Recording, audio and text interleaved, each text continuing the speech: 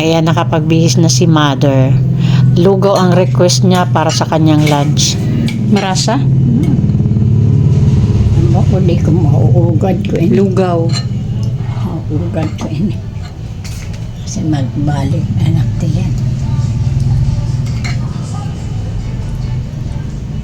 Mahulog. Diri maasin? Dili ito igla. Na ubusa ito.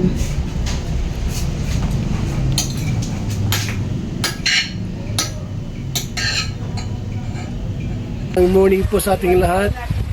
Subscribe po natin. Ednat Mundor. Ring of Partners na aking Samar. Northern Samar. Ayan. Salamat po mga kalingap. Thank you po, Kuya Val. Salamat. Hindi siya basta babae lang, siya'y haligi kahit nag-iisa. Sa mundong magulo, siya ang paalala na may liwanag ba. Edna Condon, huwarang tunay. Sa bawat laban, tasno ang taglay. Tumutulong sa kapwa sa dughat nangangailangan. Deputy ng grade, sa tapang walang kapantay. Sa bawat video may pusong alay. Kwento ng buhay para sa tunay na gabay. Hindi lang inspirasyon, kundi aksyon. Sa channel niya, damang-damang malasakit at misyon. Good morning mga kanainis, kalinga partners. Ayan si mother pagkatapos mahilot buong katawan mula ulo hanggang paa. Nakatulog siya. Ayan yung mga perfume niya. White flower. Tapos efficacent oil. Nakatulog siya no matapos mahilot buong katawan niya. Parang nakarelieve talaga siya. Pero yung ulo niya, ayan, may ano pa din. May tali pa din. Yun yung number 1 na kiniklaim niya, yung na ano siya, na hihilo, sakit ulo, tapos nagdi-DOB, difficulty of breathing, yung parang hapo ba, hingal lang masyado, yung nagkakaproblema siya sa kanyang paghinga, yun DOB. Tapos minsan yung tiyan niya, yung kiniklaim niya, na nakatulog talaga siya ng matagal. Medyo matagal na din yung pabalik-balik na sakit ni nanay. Almost a month na din. Pero ngayon talaga medyo medyo masama talaga yung pakiramdam niya. Kasi dati ilang araw lang okay na siya. Ngayon talaga pabalik-balik. Magwa 1 month na yan. Ano naman yung pamati? Kaman mo hilutod. Ha? Mata managsuka. Tinatanong ko si nanay kung anong pakiramdam niya pagkatapos siyang mahilot. Okay naman daw. Gumaan daw yung pakiramdam niya. Nilagyan siya ng dahon sa may noo.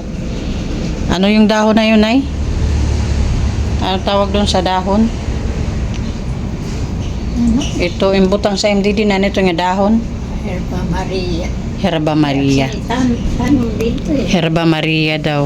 Ako ko ang liwat ini tatapal na umutan. Kilikili mo, nakikita, nakabidyo ka. Pakita yung kilikili. Bakit pag may mga edad na mga kanaynex, pag tumatanda na tayo, yung mga bag ayaw mahiwalay sa atin. Ayan temo. Yung mga bag niya, dito lang ayaw niya lagay doon sa kwarto. Ayan andun sa ilalim ng una niya. Yan mga bag niya. Hindi niya mahiwa-hiwalay sa higaan niya. Tapos ayaw niya matulog doon sa kwarto kasi feeling daw niya, ano ba tawag doon? Sinasakal siya, di siya makahinga. Parang daw sa kwarto kahit may electric fan, ayaw niya. Kaya andito lang siya. Parang hospital kami dito sa may kusina. Dito lang siya sa labas.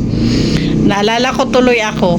Alam nyo ba ako, napansin nyo sa mga videos ko, sa mga vlog ko, kahit sa kantahan namin, yung bag ko, pero at least yung bag ko kasi, hindi nahiwalay sa katawan ko. Yung yun, yung dala-dala ko yan palagi sa mission. Andun kasi lahat. Kaya hindi ko yan ihiwalay sa katawan ko kasi pag may kukunin ako, andun kasi lahat nakalagay yung mga abubot. Pag kukuha ko, ayoko nang hahanapin ulit yung bag ko. Hanap pa. Oo, ayoko nun. Kaya andito palagi sa, hindi ko na hinihiwalay sa katawan ko. Palaging andyan yan. Para pag may kukunin ako, andyan na.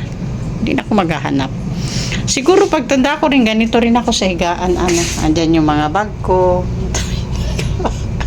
Ito, dalawang bag to dito sa ilalim. Ito.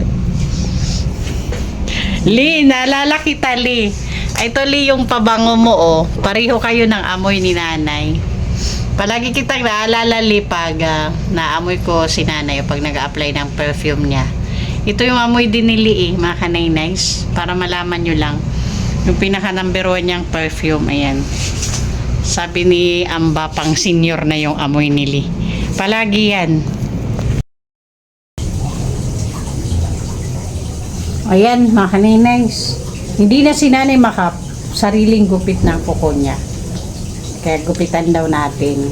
Ay, hindi pa naman mahaba pala. Di pa man naglaba, nay. Kay Kurt, alaba kaya may buhanan lang din sa paluro-uro. Nahirapan na siyang maggupit na siya yung mismo. Lalo na sa paa.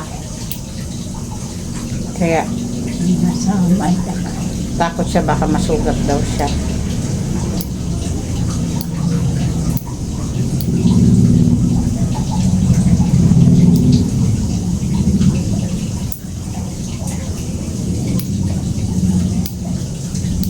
Naalala ko si Ariel noon, pag papagupit yan ng kuko sa paa, hindi na siya makapagsariling paggupit.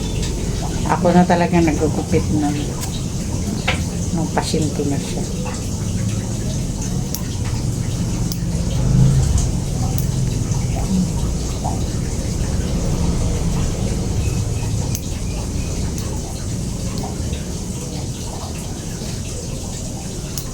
Kasi pag nagugupit yun ng kuko, yung patulis, yung paganon. Ako ayoko ng ganon na patulis kasi once na magkamot ka, masusugat ka, dapat yung flat lang ng ganon, yung yung hindi yung patulis kasi Nautod tayo ng delikado yan pag magkamot ka, sugat ka, tingnan mo yun, nagtutulis. Yung nagupit nito. Ay, parang pedicure ko. Sa daol may parang pedicure. Lima itong permit ko, kaya naglaban ako, anak plano. Ano naman? Hindi naman pala makapal yung ano mo. Natural na lang. Hindi naman pala makapal yung kuko mo. Sige. Papati sa paa. Ilang lang. Kung nag-i-sneaker up. Hindi naman mas ano pa dito.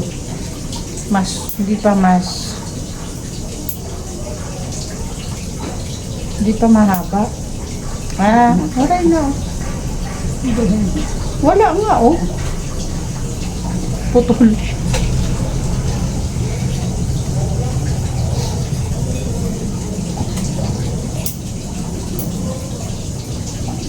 Yung mahaba lang dito, yung dito sa yung apat na maliliit na. Wala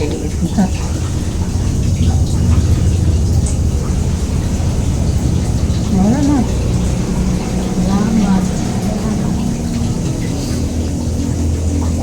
Ako bago ako naglaba nung isang araw, nagkupit talaga ako ng kuko ko kasi, di ba pag naglalaba ka, posibleng maano yung kuko mo pag mahaba. Ito naman phone ko, bago lang to, nag-automatic siya filter pag ganyan, yung sobrang liwanag. Nag-automatic filter siya, nagkakaroon ako ng lipstick. hindi naman ako nagli-lipstick sa buong buhay ko. Mag-lipstick nga lang ako, hindi ko makalimutan yan sa kasal ko lang. Tapos after that, wala na. No, tingnan mo, medyo may lipstick ako dito. Nag-automatic filter siya. My God.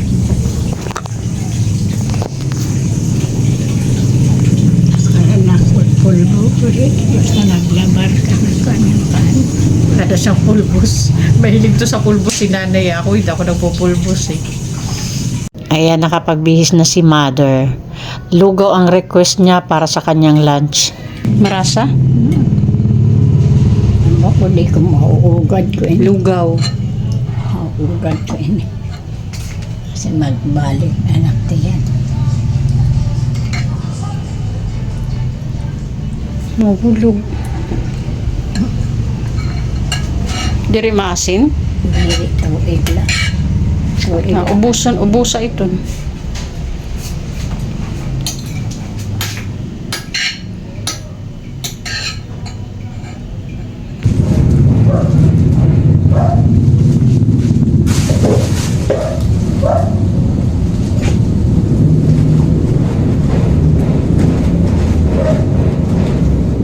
Pagkatapos mag-live, laba muna ako.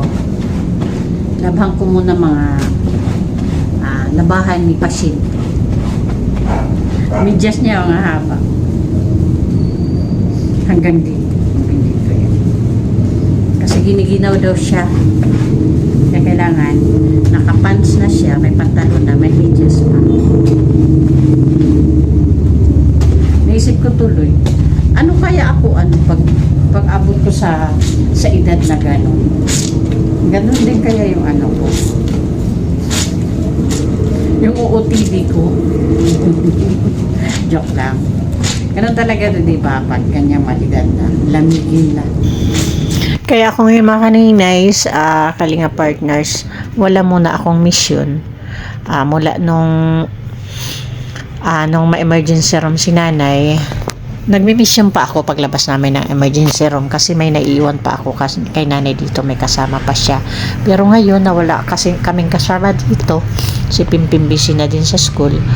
Wala muna akong mission, siya muna yung mission ko. Medyo matagal na din si nanay, maya nagkakasakit, pero ngayon lang ako nag-vlog. Naisip ko lang, gusto ko lang may vlog ako sa mga ganitong sitwasyon para siguro dahil naisip ko na pagdating ng panahon siguro gusto ko may nakikita ako, may mapanood ako. Okay, dito nagtatapos ang araw namin ng nanay ko, ni mother ko. Palagi niyo po sana kaming dalawin sa aming mga live at sa aming mga premiere. Thank you po. Bye-bye. Ay, hindi ko tulog ako. Bye-bye. And pa-support po sa ating founder, ang ama ng Kalingap, Kuya Val Santos Matubang, Ate Edna, ang Kalingap Rab. And thank you sa ating mga sponsors na palaging andyan para sa amin yung nagpapalakas ng mga loob natin sa ating paglingap. Bye-bye po.